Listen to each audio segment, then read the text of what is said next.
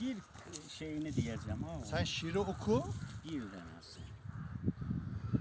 Ay battı, sübh açıldı, alem sedaya geldi.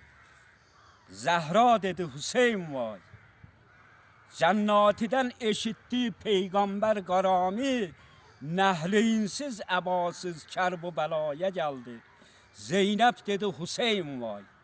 Teşekkür ederim hepsine. Sözer hocamın da bir kitabından dolayı çok teşekkür ederim.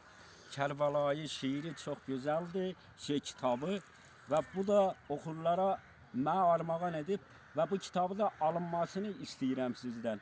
Belki doymayacaksınız. İkinci cilti de inşallah çıkaracak. İnşallah. Eğer talep İnşallah. fazla olursa. Tavsiye ederim herkes okusun. Her evde lazım olan bir kitaptır. Teşekkür ederim onun da kalemine, eline, ayağına sağlık. Allah var etsin onu da.